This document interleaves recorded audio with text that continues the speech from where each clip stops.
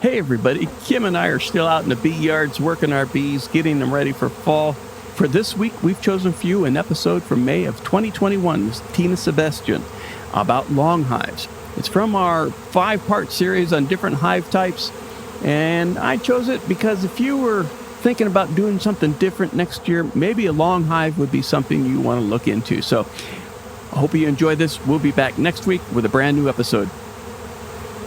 Welcome to Beekeeping Today podcast, your source for beekeeping news, information, and entertainment, presented by Better Bee. I'm Jeff Ott. And I'm Kim Flottam. Hey, Jeff and Kim. Today's sponsor is Global Patties. They're a family-operated business that manufactures protein supplement patties for honeybees. It's a good time to think about honeybee nutrition. Feeding your hives protein supplement patties will ensure that they produce strong and healthy colonies by increasing brood production and overall honey flow. Now is a great time to consider what type of patty is right for your area and your honeybees. Global offers a variety of standard patties as well as custom patties to meet your needs. No matter where you are, Global is ready to serve you out of their manufacturing plants in Airdrie, Alberta, and in Butte, Montana, or from distribution depots across the continent. Visit them today at www.globalpatties.com. Thank you, Sherry, and a quick shout out to all of our sponsors whose support allows us to bring you this podcast each week without resorting to a fee-based subscription. We don't want that, and we know you don't either. Be sure to check out all of our content on our website. There you can read up on all our guests, read our blog on the various aspects and observations about beekeeping, search for, download, and listen to over 200 past episodes, read episode transcripts, leave comments and feedback on each show, and check on podcast specials from our sponsors. You can find it all at www.beekeepingtodaypodcast.com. Hey, Kim, we're right in the middle of our 5-part series of hive types other than the Langstroth hive, and today we talk with Tina Sebestyen about horizontal hives. I'm looking forward to this. You've known Tina for a while, haven't you? Yeah, she's out in Colorado, and she's been she knows Ed Colby and she knows Tom Theobald, and I've known her for a while. She writes for the journals. It should be fun. Oh, great! I'm looking forward to that horizontal hives. That's something that I have an interest in and hope to get at some point. I was talking to one of the beekeepers here, and he keeps horizontal hives, and it sounds like the right thing for me to investigate. Yeah, I went to 8-frame equipment because of my back. I think I may go to horizontal hives because of my back. There's a lot to be. There's some good things to be said about them. Well, and since this 5-part series started, we've had some interesting emails. And one of them's from disabled beekeepers and a beekeeper in a wheelchair. And she mentioned how the horizontal hives and the top bar hives have been very useful for beekeepers in wheelchairs. And I think that is really, really cool. And that's something I'm embarrassed to say I hadn't considered the benefit of.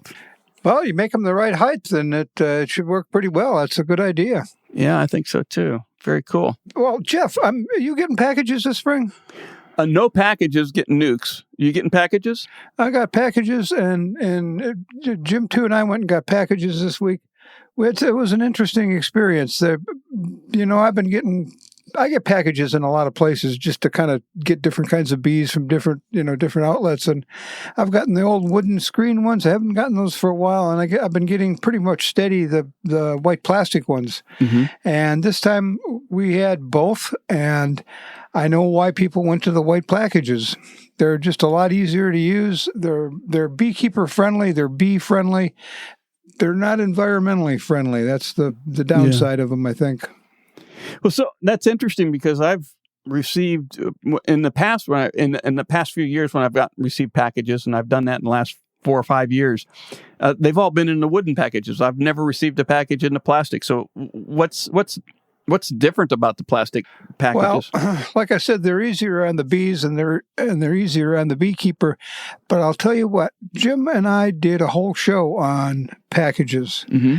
and that's coming up in a couple of weeks. But I'll give you a sneak preview.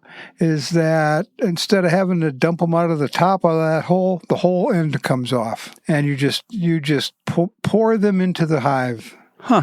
They're happy. You're happy. And when you're done, there's no bees left because you've poured them all out. You don't have to worry about those 50 that are still floating around in the bottom of that box. But there's a cost for that, and like I said, they're not environmentally friendly because it's plastic.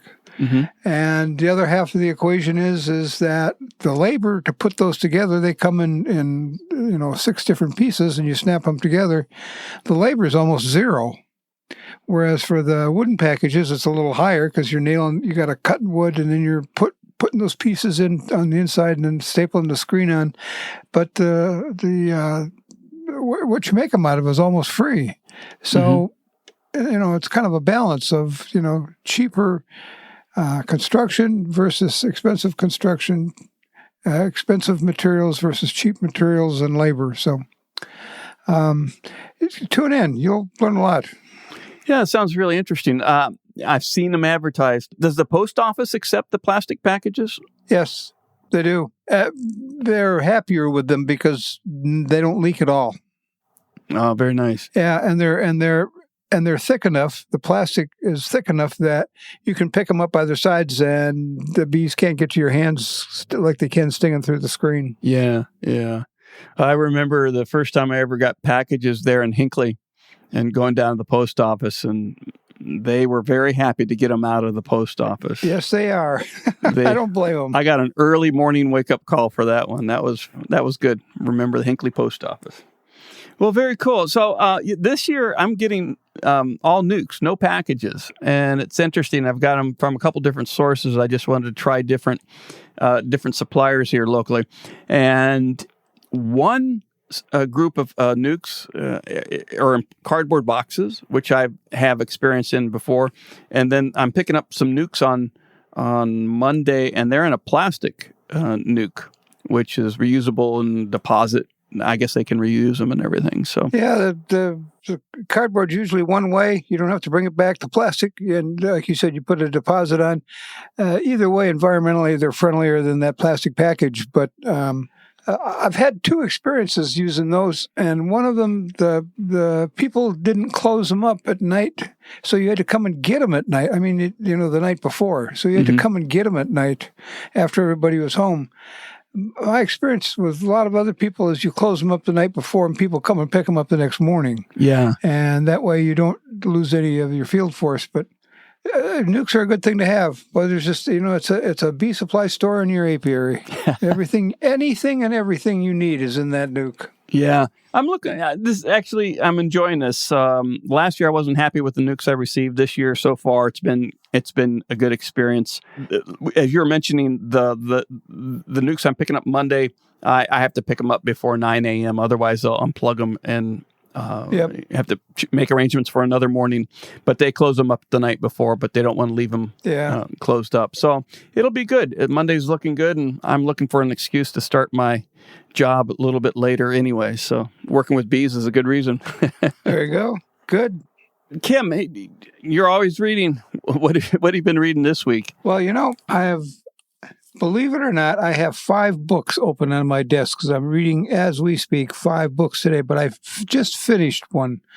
And it's the book by Tammy Horn that I think we've mentioned before, where she found a lady who worked in AI Roots factory her whole life, and then we took AI Roots autobiography, and she wrote an autobiography when she retired. AI wrote an autobiography when he retired, so we just took the 2 and kind of looked at side by side, employee and employer, and it turned out really well. Tammy did a really good job, and it's just released. We're going to be talking to her pretty quick, aren't we? We're scheduled to talk to her in a couple weeks, and the episode will be out later in June or later this month or in June. So it's good. I like Tammy. We've talked to Tammy before about the history of bees in America. That's an earlier podcast we had out. I don't remember the episode right now, but you can do a search on our website on our convenient search function on the website and find that episode. And her understanding of knowledge and being able to communicate it is really fun. She makes it worthwhile. There's a rumor that Bee Culture is going to have their October event this coming October. They had to cancel last year. And Tammy and I, the rumor still has it that Tammy and I are going to do some sort of discussion about the book and maybe some period clothing and that sort of thing, which is always kind of fun. So I'll let you know more as I know more. Very cool. So dress up in October. I think there's something that happens in October. We get dressed up in costumes too. All right. Looking forward to both those. I'm looking forward to hearing, talking to Tammy here in a couple of weeks. Folks, keep an eye out on the podcast feed for our upcoming episode with Tammy Horn-Potter on the, what is that title, Kim?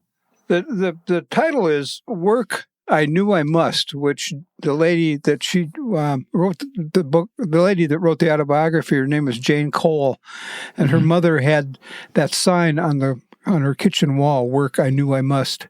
And that's where the title came, because she was a single woman and she had to support herself. So Work I Knew I Must. And that's where the title came from. And it fits really well. Very cool. And is that book available now? Yes, it is. All right. You can get it through Bee Culture. Very good. Check out Bee Culture and pick up that book, and you'll be ready for the interview. Well, let's get into our interview with Tina Sebestyen on the long hives. But before that, a quick word from our good friends at Strong Microbials. Strong Microbials presents an exciting new product, Superfuel, the probiotic fondant that serves as nectar on demand for our honeybees. Superfuel is powered by 3 remarkable bacteria known as bacilli, supporting bees in breaking down complex substances for easy digestion and nutrient absorption. This special energy source provides all the essential amino acids, nutrients, polyphenols, and bioflavonoids, just like natural flower nectar. Vital for the bees' nutrition and overall health, Superfuel is the optimal feed for dearth periods, over winter survival, or whenever supplemental feeding is needed. A big plus is the patties do not get hive beetle larvae, so it offers all bioavailable nutrients without any waste. Visit strongmicrobials.com now to discover more about Superfuel and get your probiotic fondant today. And while you're visiting the Strong Microbial site, be sure to subscribe to The Hive, their free newsletter on everything honeybee. Sign up by filling out the form at the bottom of the homepage. Hey everybody, welcome back. Sitting with us now across the Zoom table is Southwest Colorado Master Beekeeper and columnist, Tina Sebestyen. Welcome to Beekeeping Today podcast, Tina. Thanks so much for having me. I'm really excited to talk about horizontal hives today. Yeah, Tina, one of the things about horizontal hives, and I'm just going to start right at, because I've had one for a number of years, and actually I lost it a couple of years ago because it just fell apart. But but the thing about a horizontal hive, I'm over 70 years old, and lifting a deep super full of honey is not fun. In fact, it's not even possible for me anymore. The thing I like about a horizontal hive is the fact that there's essentially no lifting. And that is the thing that attracts people to horizontal beekeeping first, is that there's no lifting. But there are a lot of other really great things about horizontal hives that make me think people would want to get into them anyway. When I think of horizontal hives, the first thing that comes to mind are those pictures you see on the internet and Instagram and in the books where bees have gotten in between the floor joists, and you see all the comb wrapped around and all within a 6-inch space, and that's what I think, and I think that's perfect. That's a great. I can see a lot of pluses for that. And that's a really good point. A lot of times when people are thinking about moving into a different style of hive, they ask, will the bees like this? And the fact is that bees, evidenced by the fact that they'll move into just about anywhere, will live in just about any kind of hive. What we're talking about here is what works great for us. And the bees happen to love it too. So the kind of hives that you're talking about, Tina, are essentially, correct me if I'm wrong here, a Langstroth super that's like 30 frames long. Exactly. It accepts Langstroth frames, and it takes about 30 of them. Okay. And we use a follower board. And that's the really neat thing about the long Langstroth hive as compared to the Kenyan top bar hive, that you can actually buy things that work in them. When you are doing when you're doing top bar beekeeping, you have to figure out how to feed the bees. You have to figure out how to build whatever you need. But you can buy a frame feeder for a long Langstroth hive and easily feed your bees without figuring out anything. If you put your entrance on the end, an entrance reducer works. It's just so much easier than other types of horizontal beekeeping. Can you just describe, just for our listeners who really can't visualize this, what a horizontal long hive looks like? There are plans circulating online. They're easy to find for the long Langstroth hive that has entrances on the sides. And the pictures you'll find online have 3 entrances on the sides. But mine is made with the entrances. There's an entrance on each end. Not that we're necessarily going to put more than one colony in there, but we can if we want to. One great thing about having the entrance on the end versus entrances on the side is if you do use your box for more than one colony, your bees are less likely to drift from one colony to the other. If the entrances are all on the same side, they're right there. And we've learned partly from Tom Seeley and from other studies that the more we can avoid drift from our bees, the better we are. So that's why my entrance is on the end. And also, the other great thing about having the entrance on the end is that then I can face it. I like to face my colonies east or west. And west actually works really well because here in southwestern Colorado, we have pretty cool winters, and my west-facing colonies get to fly more than my other facing colonies. And so I can face them either east or west. They get morning or afternoon sun. And then the long side of the hive is facing the sun. So it absorbs the most amount of heat during the day, so that's why I've designed it that way to make it easy to position those hives correctly for maximum warmth and to reduce drifting. There are also ventilation holes along both sides of the hive. And I drill those at 3/4 of an inch so I can clog them with a cork if I need to. But that really helps the bees with ventilation. And that's something else you won't see on those online plans is those ventilation holes. But if you don't have that, the bees will curve the comb back from the entrance trying to draw air through.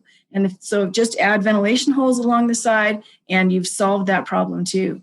And really made life easier for the bees because part of their job is dehydrating honey. And the more airflow they have, the better they can do that. Don't you also, Tina, if you've got an entrance on the side of a long hive, one of the things that I've seen with top bar hives that do that is you end up with essentially 2 brood nests in that box going out from the center, going in both directions. With your entrance on the end, then you've got I'm going to say essentially almost like a Langstroth. You've got your brood in the front, and then you got your honey stored behind that. Is that how that works? Exactly. Yes, exactly right. We're helping the bees know what we want them to do. Yeah. Another problem with the entrance on the side there is the entrances aren't always exactly on the side. And then what the bees do is they want their brood right at the entrance, but if there's a little bit of space between that entrance and the end, they'll put like 5 or 6 frames of honey, then the brood, and then more honey. And now you've got another division you have to deal with. So the entrance right on the end, we know exactly what the bees want to do, and that helps us understand how to manage the comb better. Do you have on your roof, so you've got 30 frames. Do you have a roof that is 30 frames long, or do you have it in 2 or 3 sections? So you can lift up the front, the middle, or the end. I'm actually experimenting with that right now. So most of mine have a single roof. That's what I'm calling an outer roof. I have one that has 3 roofs so that I can put a colony in each end and run it as a 2-queen system with supers just going up the middle. So both colonies work the same batch of supers, which really should make supposedly a lot more honey. So far, I've found that 3-section roof is very hard to seal properly for winter. So I need to tweak that a little more, but I think that will work very nicely. But then also I have inner covers, not wooden ones like we have in regular Langstroth hives. I use burlap, which is cheap and easy, and I can cut it to any size I want. And the really nice thing about that burlap is that the bees fill it with propolis. And so now they're putting this wonderful, healthful thing in their colony that helps keep them from getting diseases. And one of the things I used to like about top bar beekeeping is that you only open a part of the colony at a time. Instead of in regular Langstroth beekeeping, you take the roof off and you've let all of the air out at once. All of the heat, all of the humidity. It's like if somebody comes in the bathroom while you're taking a shower and leaves the door open. It's really shocking to the bees. And so if you have a way to not disturb the entire cluster at once, they're much nicer to you. They're much more, bees are docile anyway, but this makes them really nice. And so I just cut like 6 or 8 inch strips of burlap and lay that over the frames. And that way I can remove what I want and just work that little piece of it. And it makes the bees really nice and happy. Oh, that's pretty clever. Do the bees glue the burlap to the top bars, or do you have the burlap in some form of wooden frame? They aren't quite able to stick it to the tops of the frames. Plus, it remains flexible, so you can always pull it up. Okay. They do propolize the section of the burlap that's between the bars, which is great because it's healthy for them. Yeah. But you can always pick it up. They can't glue it down so much that you can't get it up. Makes sense. Now, the frames, Tina, in your hives, if I look at a top bar hive, the top bars are touching. It's a solid surface. Yours are like Langstroths. There's a space between them? That's exactly right. Right. So the bees could get up over the tops of those bars like in a regular Langstroth hive, except that I have that burlap laying on there. So it keeps them from being able to go up and over, which it might be easier for them in the winter if they didn't have that. But my bees seem to really like that burlap. Like maybe it absorbs the moisture in the winter or whatever, but they seem to do very well with the burlap there. Maybe it's just because of the propolis and how healthy that is for the bees. Well, they do that in a tree, so it makes sense that they do it for a reason, and they're doing it in your hives for a reason. At Better Bee, we know you have many options for where you choose to get your wooden hive boxes and frames. We work closely with our sister company, Humble Abodes, in Maine, to bring you high-quality woodenware featuring tight-fit assembly available in a variety of great options to meet your needs. So whether you choose select, commercial, or budget-grade boxes or frames, you can count on quality milling of locally sourced eastern white pine. Shop all woodenware at betterbee.com. I said that I had a long hive for a while, and I'll tell you the worst thing that happened to me with that long hive was that I was working it out one day. It was a tad windy. Now, this is a hive from England. It was made of plastic, so it didn't have a lot of weight. I lifted the top, and the wind took it off like a plane. It just tipped the hive over. It was an unpleasant hour. Let me put it that way. So that's why I was wondering about having a 2 or 3 section roof, and what you do seems to work well with that. And that is also why I don't hinge my roof onto my hive because of that sail effect, where I've had that happen to other people too. The wind catches that top that's hinged to the body and just takes the whole thing. And the top, what does it weigh? 6 pounds? Just about anybody can lift a 6-pound top. And I set it aside against the hive, even in full piece, and it's not a problem. So the top of your hive is flat? It is flat. Okay. The top of, but only because I've been lazy so far, the tops of all of my Kenyan top bar hives are peaked, like you would expect. And I need to build peaked ones for my long Langstroths too. I just haven't done it yet because I'm still working on my design. Okay. So what's the advantage of this hive other than what you've laid out in terms of we mentioned no lifting, and you're able to section it off so that the bees do what bees do in cavities. What else works well with a long hive? Well, one of the great advantages of it is that there isn't a shed full of equipment. Anyone who has regular Langstroth hives knows that you end up with an entire shed totally full of boxes, bottoms, tops, everything else. And in a long Langstroth hive, it's all there. I even keep a queen excluder under the cover, and there isn't anything else I need. I keep my frame feeder in place most of the time, so I don't even have to store that. It's just everything is right there. One of the other great things about it, though, is that it's, in my mind, so much simpler to manage because the bees are basically doing what they want to do. In regular Langstroth beekeeping, which most people that's what they're used to, you know that in the spring you have to reverse hive bodies because the bees want to go up. And in a long Langstroth hive, you don't have to do that because the bees have followed the honey a little bit, but they're at the back of the brood chamber. But because the honey is there, they're going to move back forward towards the door. And so you don't actually have to force the bees to do that. In regular Langstroth beekeeping, you have to force the bees to fill that deep hive body all the way to the side because what they want to do is create a chimney. In long Langstroth beekeeping, there's no forcing of the bees to fill something because they don't want to. They're just doing what they want to do. And it's just much easier. We don't have to try to figure out how to make them do what we want them to do. And then another great thing about it is that once you understand how the bees like to lay out the comb, there's nothing else to try to find. You know exactly where things are going to be.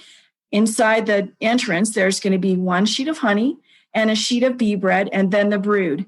And then the rest of the honey is behind there. That's the way the bees want to do it. We don't have to try to make them do anything else. It's just really easy. And then the other great thing about horizontal beekeeping is the flexibility that we have with this type of hive.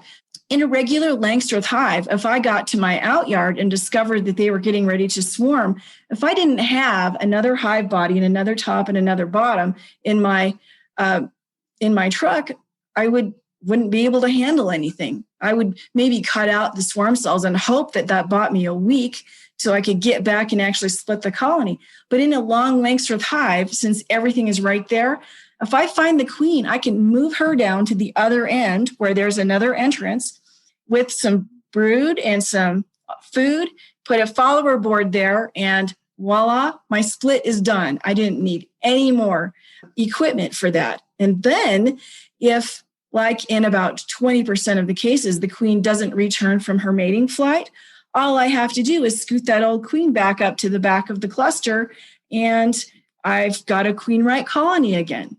Or I can give them another sheet of brood from the colony that's right in the other end of that hive. So I'm not searching for resources for my colony because all the woodenware type resources I need and all the bee resources I need are right there. It's just wonderful. That sounds really ideal. I really think it is. And you don't have to remember to bring things. The main problem with outyards, you never get there with everything you or need. You've got half your stuff sitting out there all the time and it's not at home when you want it. So it works both ways. Well, how do these colonies, if you're into honey production, are these colonies comparable to a Langstroth hive? You know, I haven't really compared them side by side, but I do have a friend who has a side-by-side Langstroth and vertical regular Langstroth and a horizontal. And she says that her old style Langstroth makes more honey. But then that's only one-on-one. You really can't compare that because what if it's just the race of the bee or whatever? So I really can't say that I know the answer to that question. And I'm going to make the assumption this is all on deep frame equipment, right? Actually, well, the box holds deep frames, right? But that isn't a reason not to put medium frames in there. And a lot of people will say, so this is the usual progression. They started regular Langstroth deep hive bodies. Then they go to mediums because that's supposed to be lighter and stuff. And then they want to get into a horizontal Langstroth. And they're like, but now I'm all in mediums and it takes a deep hive body. So what do? Just put those medium frames in there. The bees will build the comb on the bottom of that just fine without any trouble. So yes, I mostly use deep frames in there, but I actually purposely use mediums in some places because the bees will, on the bottom of that medium, they draw drone comb, and now I can easily handle culling some drone brood from that. Well, that kind of leads to the next question then is is dealing with pests and predators and diseases and all of that. I from what you've said, it doesn't sound like it would be a whole lot different. But is there some differences that I'm not aware of? There are some differences, and part of it is because the ventilation in a long Langstroth hive is so different than in regular Langstroth beekeeping. And so if you want to use Might Away quick strips in there, you definitely need to open up a little more ventilation for that, because it's going to be pretty tough on the bees, more difficult for them than it would be in regular Langstroth beekeeping. But you can use Might Away quick strips or Formic Pro or Epiguard just fine in a long Langstroth hive, just with a little extra ventilation. It works fine. I have to mention, one of the reasons that I really was first attracted to horizontal beekeeping, well, it's what I started with, and then I got a regular Langstroth hive, and the colonies in my top bar hives and my long Langstroths always seem to last a little bit better. And there's no scientific evidence for this, so just take it for what it is. Tina's idea that maybe bees do a little bit better, because in regular Langstroth hives, when the bees groom a mite off, it has lots of other bees to fall through before it gets to the floor and to that sticky board, and it can glom on to somebody else. But in horizontal beekeeping, that's not very far to the floor, and the mites can be groomed off and stay off much better. It's just a theory, but I really like that about it. It's just easier for the bees, I think. Not that you don't have to treat for mites, though. It's still very important. Did you fashion or integrate IPM boards to your long hive? So the plans you'll find online have a bottom that doesn't open, which means if your colony dies or if you drop a sheet of brood in there or whatever, you have to scoop it out one bit at a time. Mine have hinged bottoms, because one of the difficult things about most horizontal beekeeping is that you can't clean a dead colony out of the bottom of it. Or if you drop something, it's really hard to clean it out. So I've hinged the bottoms so that you can open a half at a time and clean out the detritus of winter or whatever that is. It is important to think about, and they also have a drawer underneath that screen bottom that you can remove. And so that you could have a screen bottom that would be open to the ground. The important thing to remember about that, though, is that horizontal hives are on legs, and so they're standing at a really comfortable working height. But if you have a screened bottom that's open at that height, it's going to really collect a lot of wind and a lot of draft. So it's not great to have that open, which actually is a reminder anyway. I've just been doing some research that says that bees do best at mite control when they have a screen bottom with a sticky board under it. And it's not very good for them to have it totally open, even if it's a regular Langstroth hive that's only 4 inches off the ground. Well, that makes perfect sense in terms of temperature control inside and probably humidity and everything else, so that they're not subject to the environment all of the time. I wonder though, from the standpoint of going back to honey production again, when you harvest your honey, how well do they separate honey and brood? I mean, do you end up with almost none, some, a lot of frames with both? They separate the honey and brood very well, and I've never been tempted to try to remove the honey from a frame that they were using for brood, because they do the standard thing where you've got this nice rainbow of honey, and then the next layer down is a rainbow of bee bread. Then you've got a nice big brood ball right there, and that's it. And they really don't put honey there, except for when they're backfilling for winter, which you really need them to do that anyway. So I've never been tempted to want to remove honey from those brood frames. One of the things about the old style of top bar hive is that some of those little top bars were only like 6 or 8 inches deep. And so the bees would have brood in just about every frame. But in a nice long Langstroth hive with those deep frames, the bees really only need maybe 12, at the very most 15 frames of brood. And they're not going to go any farther than that with the brood. one of the things you just mentioned was putting a medium frame in those boxes, or a couple of medium frames. I can see the advantage of that in a couple of ways. One of them is making cut comb honey when they draw the bottom of that out, and you can just harvest that piece of wax. But the other thing is harvesting drone brood for varroa control. Have you tried that at all? Does that work? That is exactly what I do it for, because in my out yard, so we're told to harvest drone brood and put it in the freezer. But if you're in out yards, there is no freezer. And so then I would have to bring it home, freeze it, take it back. This way I can just cut that. It's about 3 inches of drone brood they've made on the bottom of that frame. I just cut it off, and then I can bring it home. The bees can get started on their next batch right away. I put it in my freezer, and that makes it easier for me to remove those and see how many mites are in there. But the bees don't have to wait for me to get it to the freezer and back. Yeah, that's really that cool. Makes sense. That's really nice. Yep. Is this a good hive for a beginning beekeeper to start with? Or should they have a year or two with the standard Langstroth first? Well, it'll sure seem easier if they start with the standard Langstroth first. The only reason I'm hesitating on that question is because I have friends who are regular Langstroth beekeepers, and they just swear that people should start with regular Langstroth hives. And I have to say, there isn't that much information out there about how to manage long Langstroth hive. And so there's a lot of books, a lot of videos, a lot of everything about regular Langstroth beekeeping. And you need that because it's harder.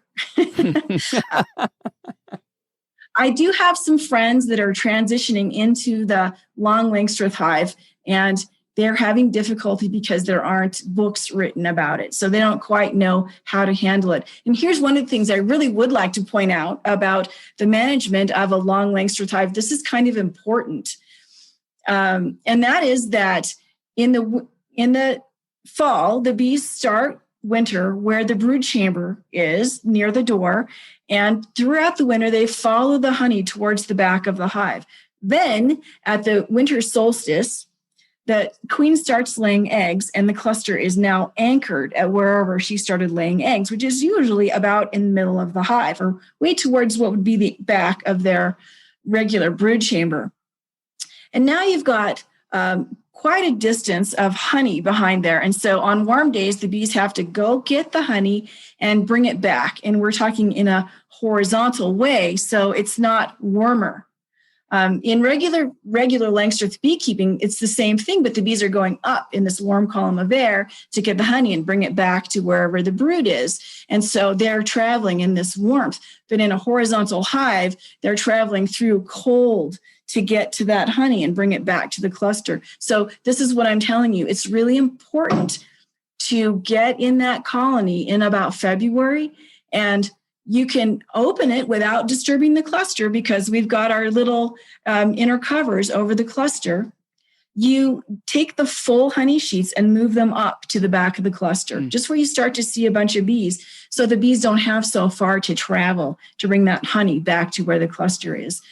And that's kind of important for them. It's also, to me, another really nice thing about horizontal beekeeping, because I can get in there and see, do they have honey left? And what do I need to give them without disturbing it at all? In the winter, in a regular Langstroth colony, you kind of heft it. And so, I think it's heavy enough. I guess it's okay. And you might pop the top and say, there's bee candy in there, or there isn't.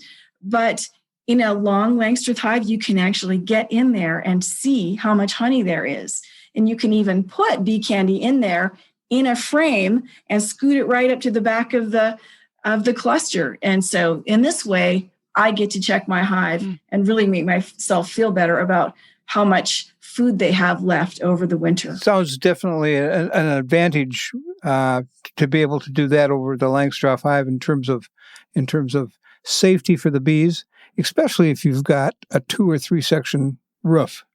You can, open the middle and look. That's where you think they should be. If they're not there, maybe they're further back. So I like that. That's interesting. An interesting concept. Yeah. So where can people find additional information about managing and building and running a long Langstroth hive? Well, Bee Culture Magazine ran a series about long Langstroth hives last year that I wrote. Very good. You can get those from Bee Culture Magazine. You can email me for my plans. I keep meaning to put them on my website, and I just haven't done it yet. And I've been asked to write a book. So that's actually what I'm supposed to be working on today. We're helping you procrastinate, in other words. There you go. It's a good thing. It's a beautiful spring day. Well, if we'll be airing this, you might want to post those on the website, on your website, the plans or any kind of information. We can direct people to your website. We'll have information in the show notes, pointing them to you, and also about long hives. Hey, sounds great. Well, thanks very much, guys. This was fun. Glad you could be here today, Tina. I've learned a lot, even though I've been keeping bees in long hives for a while. I've learned a lot. So thanks. Wow, that's a huge compliment from you, Kim. Thank you. Well, Tina, it's been a great pleasure having you on Beekeeping Today podcast, and look forward to receiving a copy of your book and having you back to talk about that on a future date. Thanks. Sounds good. Thank you very much, guys. Take it easy, Tina. Thanks. Thank you. Hey, Kim, thanks a lot for inviting Tina in to talk about those long hives. She made it sound real fun and real accessible. Well, she writes a lot for the journals, and she works a lot with the Colorado beekeepers. She's involved, I think, in their Master Beekeeper program. So she's out front on a lot of things. And I figured when we were going to do this series on different types of hives, she would be a good one to talk to. Well, you thought right. That was great. I've heard people talk about using burlap as an inner cover substitute, but I never really considered it. But she really kind of gave some great ideas for why it is a good idea. I've used it in the past. I don't have a ready source of burlap, so I don't make most of my hives don't have it. But some of them, and all the things that she said about it, kind of sticking but not, are right, and it does, and it makes that propolis envelope in a colony more likely. If you're trying to get a propolis envelope in a Langstroth hive, you've got to roughen the insides of all four sides, but you still don't get the top. So this kind of makes that possible. I was thinking you could even staple burlap to an inner cover, to the top of the hive cover, and just, if you're running a regular Langstroth, you could just, tinking, staple it in there, create that propolis envelope. Yep. You've just opened up an idea here. What about the inside of every one of your boxes? Yeah, I wonder if any of our listeners have done that. It seems like that'd be a great thing to do. And the other thing I kept thinking was when you got tired of it, or if it got crudded up or got too wet or something like that after winter, you could just pull it out, dry it out, and then burn it up. Smoker fuel. In a smoker. Exactly right. That's it. Yeah. It smelled good. You mentioned it's got to be a lot easier to staple burlap to the inside of a box than it is to roughen it up. I've tried taking a saw to the inside of a pre-built box, and it's kind of like a pain. I took a file fun. to some, and I see a project this summer. I think we may have to consider this. Let us know how it goes. And that about wraps it up for this episode. Before we go, I want to encourage our listeners to rate us 5 stars on Apple Podcasts or wherever you download and stream the show. Even better, write a review and let other beekeepers looking for a new podcast know what you like. You can get there directly from our website by clicking on the reviews along the top of any web page. We want to thank our regular episode sponsors, Global Patties, Strong Microbials, and especially Better Bee for their longtime support of this podcast. Thanks to Northern Bee Books for their generous support. Finally, and most importantly, we want to thank you, the Beekeeping Today podcast listener, for joining us on this show. Feel free to leave us questions or comments at Leave a Comment section under each episode on the website. We'd love to hear from you. Thanks a lot, everybody.